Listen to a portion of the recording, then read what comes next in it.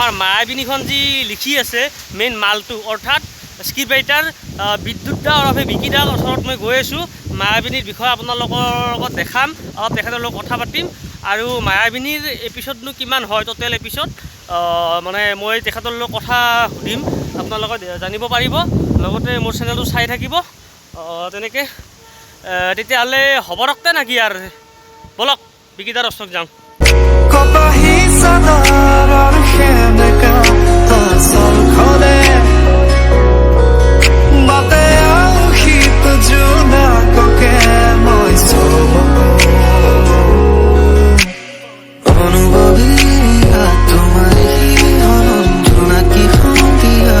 আমাৰ মায়াবিনীৰ যিকেইটা স্ক্ৰিপ্টবিলাক ইয়াত লিখে কম্পিউটাৰত মানে লেপটপত এইটো এনেকৈ লিখে, আপোনালোকে চাই থাকক। মানে কিয় চাউণ্ডলেছ কৰি দিব জানেনে, মানে ফেন চলি আছে, আকৌ বৰষুণ আহি আছে, সেইটো কাৰণে মাত ক্লিয়াৰ অহা নাই। ভিডিঅ'টোতো অকণমান প্ৰব্লেম হৈ আছে, বেয়া নাপাব, এনেকৈ চাব। সেইজন মেইন মালটো অৰ্থাৎ বিকি দা আমাৰ মায়াবিনীখন লিখি আছে। আপোনালোকৰ আগত অকণমান পিছত কথা পাতি আছোঁ, চাই থাকক বিকি দাৰ লগত। মানে মই এইখিনি মই ভইচ ডাবিং দিলোঁ যে মানে ফেন চলি আছিলে, আকৌ বৰষুণো আহি গ'ল, সেইকাৰণে ভইচটো মানে ক্লিয়াৰ অহা নাছিলে।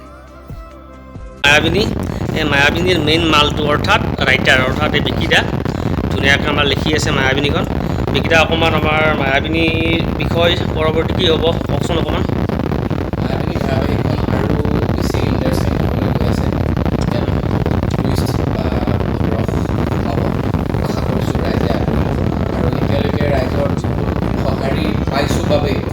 বন্ধ হ'বলৈ ধৰিছিলে, তথাপিও ৰাইজৰ বিপুল দাবীত আমি সহায় দিবলৈ আমি উৎসাহ পাইছোঁ, প্ৰেৰণা পাইছোঁ। গতিকে এনেকেই আপোনালোকে যাতে আমাৰ এই ধাৰাবাহিকখন আগুৱাই লৈ থাকে। আৰু সেইটো নহয় যে আমি এটা লৈ আপোনালোকে নতুন ইয়াত পৰিস্থিতি কাহিনী বনাওঁ। গতিকে ৰাইজে ভাল পাব বুলি আমি আশা কৰিছোঁ আৰু আপোনালোকে আশীৰ্বাদ কৰিব যে মায়াবিনী দীৰ্ঘজীৱী হওক।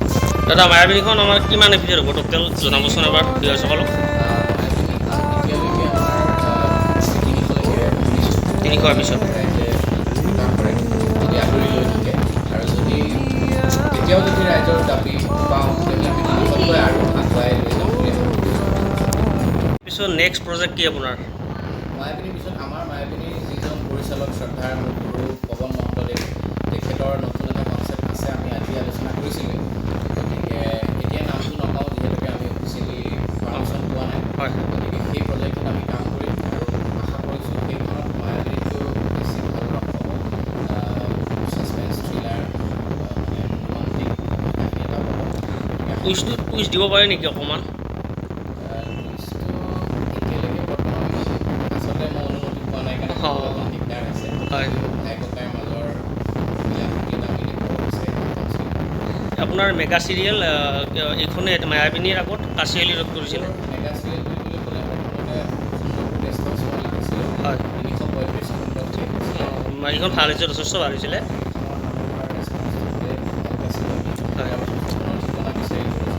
তাৰপিছতে কেলৈ 12 কাচিয়লি ৰোড যোৱা বছৰ শেষ হৈছে, ভাল আগ্ৰহী হৈছিলে, প্ৰভাৱ আছিলে। কাচিয়লি ৰোডৰ পাছত এইবাৰ মোৰ ভাগ্য ৰাজেশ মিয়া ছাৰ তথা পৱন মহন্তদেৱক মই ধন্যবাদ জনাইছোঁ যে মায়াবিনীৰ কাৰণে মোক বাছি দিছে। আৰু মায়াবিনী কাহিনীটো মোৰে আছিলে, ৰাজেশ দাই বহুত ভাল পালে কাৰণে মোক নিজৰ ভাইটি হিচাপে এই সুযোগটো দিলে। গতিকে মই ৰাজেশ দাক বহুত ধন্যবাদ জনাইছোঁ। আৰু লগতে এই গোটেই জঁকাটো সজাই পৰাই তোলাত পৱন মহন্তদেৱে বহুতখিনি পৰিচালকৰ বহুত হাত আছে। তেওঁ অবিহনে এখন ইমান হিট নহ'লেহেঁতেন। আৰু আৰ্টিষ্ট শিল্পীসকলেও বহুত কষ্ট কৰিছে। আৰু এটা কথা, এই মায়াবিনী মই এইখিনিতে কওঁ, মায়াবিনী আপোনালোকে দৃশ্যবিলাক চাই আৰ্টিষ্টসকলকতো ৰূপসজ্জা তেওঁলোকে সজায়, মেকআপ আৰ্টিষ্টে, কিন্তু তেওঁলোকে কি কাম কৰে, ক'ত বহে, ক'ত থাকে, পিছফালে ৱালত কাৰ ফটো থাকিব, কোনখিনিত ফুলদানি থাকিব, কোনখিনিত লাইটটো কৰিলে ফুলদানিটো জিলিকি উঠিব, এই সমগ্ৰ গোটেইখিনি আপোনালোকৰ এই চেনেলটোৰ যিজন ইউটিউবাৰ ধনজিত, এই ধনজিতেই হৈছে আমাৰ দৃশ্যসজ্জা মূল নায়ক। গতিকে তেওঁ দৃশ্যটো সজাই তোলে। গতিকে আপোনালোকে তাকো আশীৰ্বাদ কৰিব যাতে সৰু কণমানি ল'ৰাটো সি উঠি আহিছে, সি যাতে প্ৰেৰণা পায় আৰু ভালকৈ আমাৰ দৃশ্যসজ্জাবিলাক চাওক। এটা দৃশ্য মানে কৰাটোৱে ডাঙৰ কথা নহয়, তাৰ গোটেই চাৰিওবেৰটো আমি কেনেকৈ সজাই তুলিছোঁ সেইটো বহুত ডাঙৰ কথা। গতিকে সেইটো ধনজিতে আমাক সজায়, গতিকে তাকো মই ধন্যবাদ দিব লাগে। অৱশেষত আপুনি এটা আমাৰ মায়াবিনীত কেৰেক্টাৰ এটা কৰি আছে, ৰামলাল। এটা আপোনাৰ ডাইলগ এটা দি দিয়ক, তাৰ পৰা ভিডিঅ'টো আমি শেষ কৰিম। ৰামলালৰ ভিডিঅ' এটা দি দিয়ক শ্বৰ্টকৈ, আমাৰ ডাইলগ এটা দি দিয়ক। ডাইলগ এটা মোৰ ভাল লগা ডাইলগ এটা আছিলে এইটোৱে, अरे देखिए ना भाजी, ये दीवारों को भी काम होता है ससुराल, बाकी तो आप जानते ही है गोली का काम कहाँ पे भी लग सकता है, बुझे कहाँ। धन्यवाद। ঠিক আছে।